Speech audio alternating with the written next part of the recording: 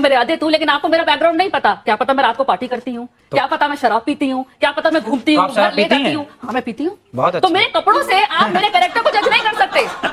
तो आपने शराबियों से बात करने बिठा दिया मेरे को आज। नहीं, बात असल में ये है। शराब, एक मिनट, आप अपनी भाषा का मर्यादा रखें, आप अपनी भाषा का मर्यादा रखें। शराब पीने वाला शराबी नहीं होता। पहले आपको एक बात ये भी पर नारी पहनी छुरी तीन तरफ से खाए, धन हरे यौवन हरे और घोर नरक ले जाए। पराई नारी से बच के रहना चाहिए कुल मिला। नहीं देखिए, मैं तो ये बोलना चाहती हूँ कि मुझे चिंता का विषय क्या है कि इनके बहुत ज्यादा फॉलोअर्स हैं और जिस हिसाब से ये अपना टिप्पणी देते हैं या जिस हिसाब से ये सलाह देते हैं अपने फॉलोअर्स को, तो ये जो अनभक्त है उनको फॉलो करते हैं, तो समाज को ये कहां लेके जा रहे हैं उस चीज से मुझे बहुत चिंता है। दूसरी बात, ये कहते हैं गाय के गोबर से आप फेशियल करें या आप उसका सेवन करें, तो आचार्य जी के हिसाब से तो डर्मेटोलॉजिस्ट नहीं होने चाहिए, स्किन स्पेशलिस्ट होना नहीं चाहिए, क्योंकि वो सारे के सारे इन्हीं के पास आए। इनके हिसाब से कोई कैंसर का डॉक्टर बात आप कह रही हैं। ये क्यों कह रही है बताता हूं मैं। क्योंकि आपने सिर्फ ये नहीं कहा कि गाय के गोबर का इस्तेमाल करोगे, तो आपने ये कहा कि मैं गारंटी देता हूं, मैं गारंटी देता हूं कि त्वचा के समस्त रोग नष्ट हो जाएंगे। और उनका कोई प्रूफ नहीं है, तो इसका मतलब सारे डॉक्टर्स को छोड़ के सारी की सारी महिलाओं को आपके पास आना चाहिए। कहीं ना कहीं आपकी बात में सच्चाई नहीं है, इसीलिए कोई महिला आपके पास नहीं आई है। और जवाब लीजिए ना, जवाब लीजिए। देखो ऐसा है, ये सारी बातें जो हम कह रहे हैं ना, ये अभी आप लोगों की समझ के परे हैं। जब आप शास्त्रों को पढ़ेंगे, सत्संग करेंगे, तब तो एक महिला ले आइए जिसका आपने इलाज करा हो और आपके ये गाय के गोबर से। जब सुन लीजिए पहले, अभी मैं आपको 10 लाख के खड़ी कर दूं। तो बहुत चलती हैं। जब एक महिला को आपको दिखाना पड़ेगा ना, देखिए प्रूफ तो दिखाना पड़ेगा, क्योंकि आपके जो संगत में बैठे होते हैं वहाँ के लोग होते हैं। सिर्फ इतनी बात नहीं है, उन्होंने एक और बात कही, दिल्ली की पॉटी जिसमें मिली होती है वो कॉफी। मुझे लगता है कि अनुरुद्धाचार्य जी को इस बात को लेकर कोर्ट में इसलिए जाना चाहिए क्योंकि ये सनातन के इस देश में अगर वो कॉफी पी जा रही है तो बड़ा मुश्किल है। लेकिन जरा एक सेकंड, ये महिला एंकर्स भी यहाँ बैठी हुई हैं। पहले मेरी बात पूरी तो होने दीजिए। आज का समाज बिल्ली की पॉटी कॉफी पी रहा है, इसको कर देते पहले। उसको उस कॉफी को पीने में, बिल्ली की पॉटी खाने में आपको कोई ऐतराज नहीं है, पर गौमूत्र पीने में और गौ माता के गोबर से निकले हुए अन्न को खाने में ऐतराज है। ये बड़ी कौन सी कॉफी की बात कर रहे हैं? मैं बता रहा हूँ, आपको पता नहीं है, आप रिसर्च कीजिए। नहीं मैं बता रहा हूँ। अफ्रीका में क्वेश्चन आता है ना, आप सामने वाले पे डालते हैं। इनके पास कभी भी आउट ऑफ सिलेबस क्वेश्चन पूछते हैं ना, तो सामने वाले पे डालते हैं। आउट ऑफ सिलेबस नहीं है मैडम, ये बिल्ली की पॉटी और गाय की पॉटी में एक समानता है। एक सेकंड, एक करके ये कॉफी की कहानी इनको बता देता हूँ। मैं उस जगह जा चुका हूँ। एक इस पे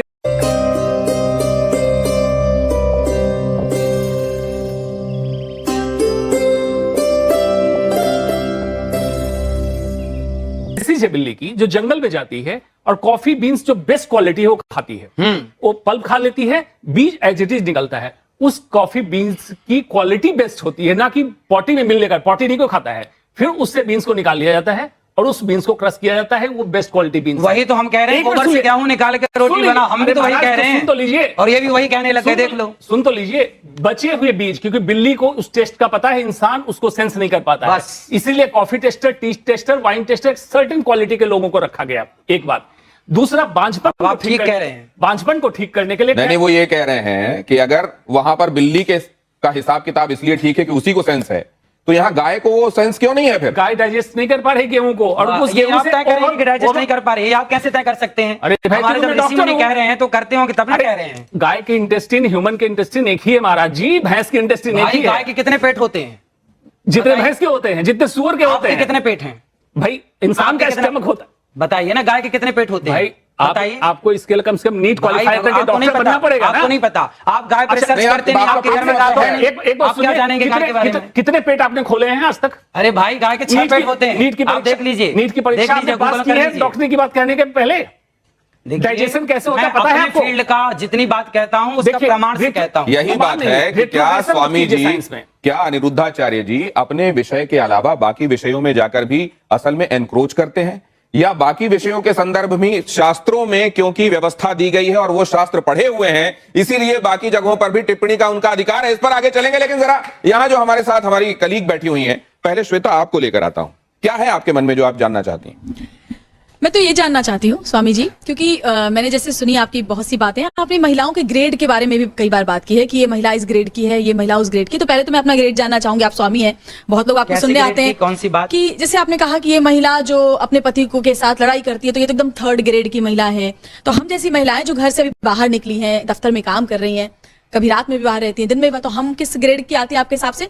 और एक बात और, जैसे आपने कहा कि महिलाओं को शांति बनाए रखने के लिए अपने मुंह पर उंगली रखी रहनी सबके लिए चाहिए, यही बात। है ना? तो मतलब महिलाएं चुप रहे, देश की आधी पुरुष आबादी भी, चुप रहे, पुरुषों को भी कहा है, लेकिन महिलाओं के लिए आपने कहा खास तौर पुरुषों के लिए आपने सुना ही नहीं, पूरी बात सुनना तो सीखिए। अच्छा, हाँ महाराज जी बोलेंगे, बाकी ठीक सब है। चुप रहे तो हैं। आप यही बता दीजिए, पहले तो मेरा ग्रेड बता दीजिए मुझे, और दूसरा कि अगर हम बाहर काम करने वाली आपका कामकाजी ग्रेड तो आप महिलाएं अच्छे से जानती होंगी कि आप कितना लड़ती हैं और कितना शांति से रहती हैं, कितनी संस्कारी हैं। आपका संस्कार आपको पता होगा, वही ग्रेड निश्चित कर देगा कि आपका हैं, ग्रेड तो क्या आप है। ग्रेड कैसे डिसाइड करते हैं महिलाओं की? भाई मैं नहीं बोलने करता, वाली महिलाएं 3rd ग्रेड की, कम बोलने वाली उससे ऊपर, ना, कैसे ना। कुछ?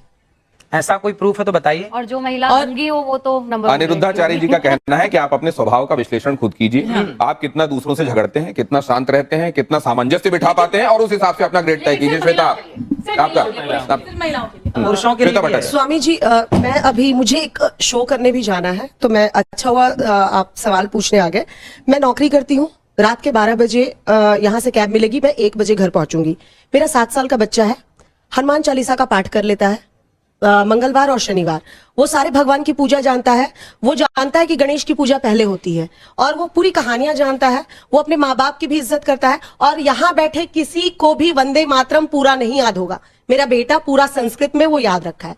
आपने कहा नौकरी करना ही नहीं चाहिए महिलाओं को, क्योंकि उन्हें घर कैसे संभालेंगे, संस्कार कैसे देंगे, आप डिसाइड करेंगे। सर, आपका एक बड़ा तबका है जो आपको फॉलो करता है, आप उनको, मतलब मेरी जैसी महिलाएं तो बिल्कुल, आपका वो वीडियो देख के मुझे तो उदास हो जाना चाहिए कि मैं अपने बच्चे को क्या सीख दे पाऊं, जवाब ले क्या लीजिए, नहीं। जवाब ले लीजिए।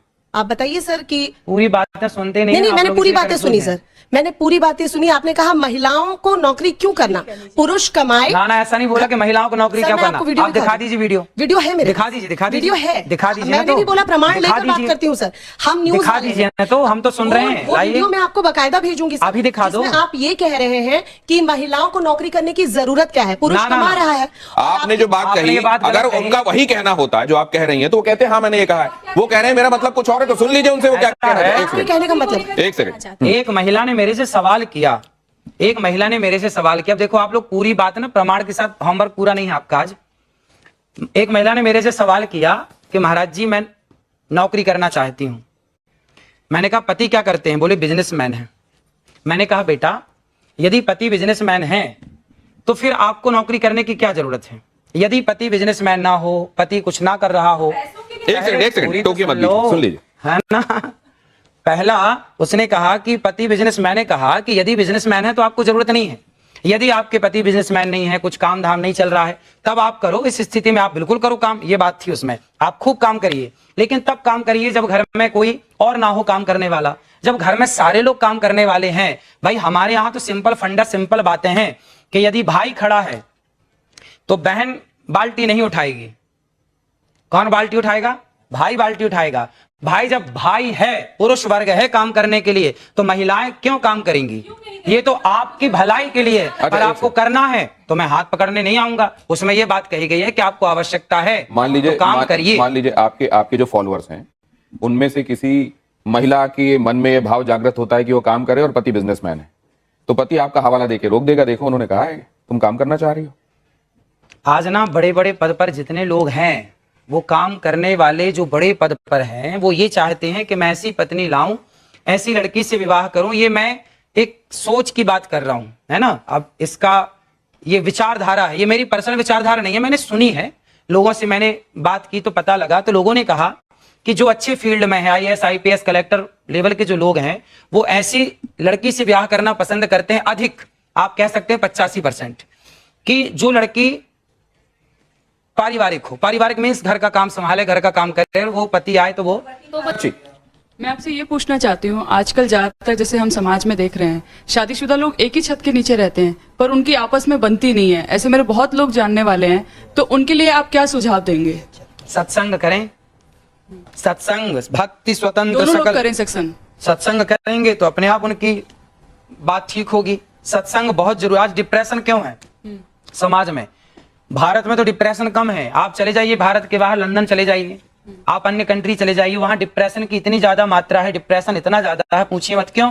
क्योंकि आज का समाज सत्संग नहीं कर रहा है। हमारे ऋषि मुनि क्या कहते, तुलसीदास जी कहते, एक घड़ी आधे की पुनियाद, तुलसी चर्चा राम की हरहि कोटि अपराध। थोड़ा ही सही सत्संग जरूर करिए, अपनी माँ के साथ बैठ के करिए, भगवत चर्चा करिए, अच्छी बातें करिए, अपने पिता के साथ बैठ के करिए, पति के साथ करिए, बेटे के साथ करिए, लेकिन सत्संग जरूर करिए। मैं बड़ी देर से आपकी बातें सुन रही हूँ, आपकी सारी बातें मैंने सुनी, लेकिन इस बीच में सवाल मेरे कई सारे हैं। लेकिन पहला सवाल तो मेरा ये होगा, आपने एक बयान में कहा कि मर्यादित कपड़े पहनने हैं, तो ये मर्यादित कपड़े क्या होते हैं, पहले तो आप ये बता दीजिए। दूसरी चीज, आपने शुरुआत करी हमने गोबर के साथ में कि उससे सुंदर होते हैं, तो क्या आप शैम्पू और साबुन का उपयोग नहीं करते हैं? और क्या आप गोबर का उपयोग करते हैं? और अगर गोबर का उपयोग करते हैं तो आखिरी बार आपने कब गोबर का उपयोग किया था? और आप तो अमूमन ट्रैवल करते रहते हैं, कथाएं अलग अलग जगह पे होती हैं, ऐसे में क्या आप शुद्ध गाय का गोबर अपने साथ में कैरी करते हैं क्योंकि वो आपको शुद्ध रखता है? मैं अधिकाधिक वृंदावन ही रहता हूँ, मैं बाहर बहुत कम जाता हूँ, 4 महीने 6 महीने में एक बार बाहर जाता हूँ।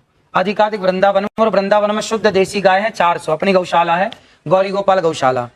मैं उसी गौशाला में जाकर के गाय के गोबर से स्नान कर लेता हूँ, मुझे कोई ऐतराज नहीं है। खूब मलमल के नहाता हूँ गाय के गोबर से, बहुत अच्छा लगता है। तो अगर इतना ही गाय का गोबर अच्छा होता है तो आप वो मार्क सर्टिफिकेट्स ले लीजिए और उसका प्रोडक्शन शुरू कर दीजिए। कई सारे ऐसे सर्टिफिकेशन मिलते हैं। पेटेंट लाइसेंस हम अपना करें, हम आपको बताएं, हम आपको समझाएं, हम आपको रास्ता दिखा सकते हैं, है ना। हम आपके पीछे उनका इसका व्यवसाय करने का मकसद नहीं है, वो चाहते हैं कि सिर्फ आपको बता दें। लेकिन दूसरी बात जो इन्होंने पूछी, ये साक्षी ने मर्यादित कपड़े पहने कि नहीं पहने?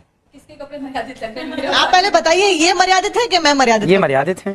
तो ये मर्यादित नहीं है, तो फिर तो मैं आपके किसी पैमाने पे सेट ही नहीं बैठती हूँ ना। मैंने मर्यादित कपड़े पहने हैं, मैं बिस्कुट भी खाती हूँ। नहीं, एक सेकंड, आप बिस्किट खाती हैं, आप कुकीज कह के खाती होंगी शायद, इसलिए ठीक है। नहीं, लेकिन क्या यहाँ पे हम मर्यादित और अमर्यादित के हिसाब से कपड़ों को देख के जजमेंट कर सकते हैं अनिरुद्धाचार्य जी?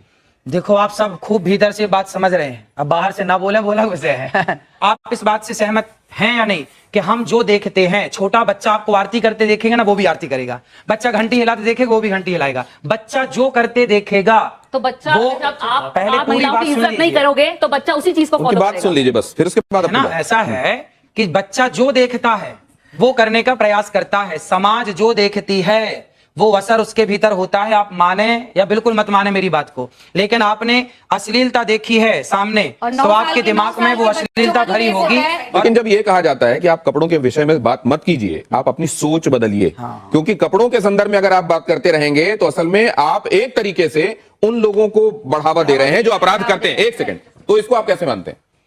भाई, कपड़े मर्यादित ही होने चाहिए। हमारे बाप दादों ने तो यही सिखाया, जो मैंने सीखा है वो मैंने बताया कि कपड़े मर्यादित होने चाहिए। पर लोगों को सूट सलवार और साड़ी मर्यादित कपड़े होते नहीं, हैं। वो जिसमें ढका हो। अनिरुद्धाचार्य जी सीरियल का हवाला दे रहे हैं। उन्होंने बबीता भाभी के बारे में भी बोला कि जेठालाल बबीता भाभी की तरफ आकर्षित क्यों होता है, ये भी आपने बताया था एक जगह। अगर आप कह रहे हैं ना कपड़े ढके हो तो मेरे को तो हिजाब पहन लेना नहीं, चाहिए, उस हिसाब हिजाब से पहनने की बुर्का जरूरत लेना नहीं है। चाहिए। नहीं, वो तो सबसे ढका हुआ होता है। आपने अच्छे कपड़े पहने। नहीं, महत्वपूर्ण कपड़े सवाल है। से कोई औरत मैंने अगर साड़ी चली पहनी जाए- है, मैं मर्यादित हूँ, लेकिन आपको मेरा बैकग्राउंड नहीं पता। क्या पता मैं रात को पार्टी करती हूँ, क्या पता मैं शराब पीती हूँ, क्या पता मैं घूमती तो हूँ, आप शराब घर ले पीती जाती हैं? हूँ। हाँ, मैं पीती हूँ। बहुत तो अच्छा। मेरे कपड़ों से आप मेरे कैरेक्टर को जज नहीं कर सकते।